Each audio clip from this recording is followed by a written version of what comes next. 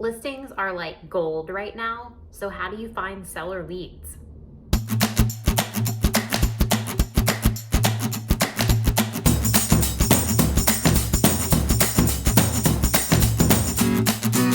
It is not easy to get a listing right now, and you can bet it's going to sell quickly when you do.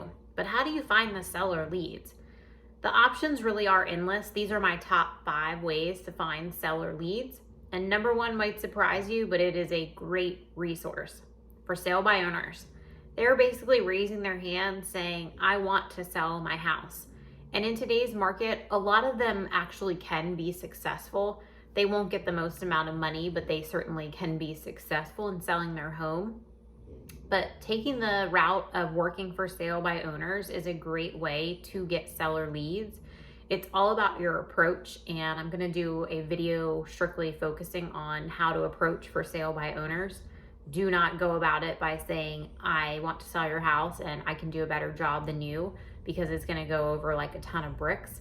But if you use the right approach and come from a place of wanting to help them sell on their own, you absolutely will be first in line when they decide to give up and go ahead and hire an agent. The second one is really untapped, and that is old expireds. Not new expireds. There probably aren't even a lot of those right now, but go back a couple years, probably 2 to 3 years, and research old expired listings and contact those homeowners.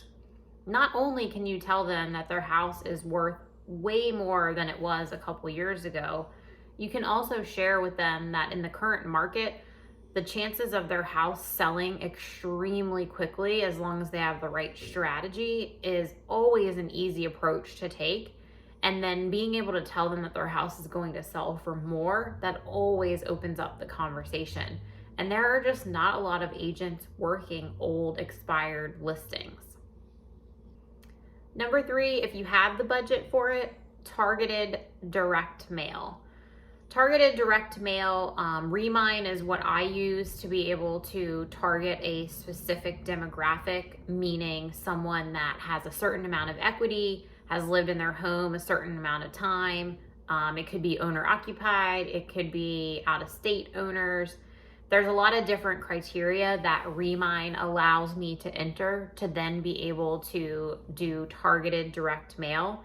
It's much more cost effective being able to target sellers that are likely to sell in the near future than taking a blanket approach and farming the entire neighborhood. Number 4 is video CMAs for your database. I do not call them video CMAs because that comes off really salesy, but that's really what they are. I went through my entire database in January, and I will do it again in July. I do them about twice a year, and I just call it a home value check-in. That way it's coming from a place of, hey, I just want to share with you what your home is potentially worth in the current market. It is a little time consuming. I can only do probably 3 or 4 a day, but if you just take it one step at a time and work through your database, you are giving something of value, and I receive great feedback from these.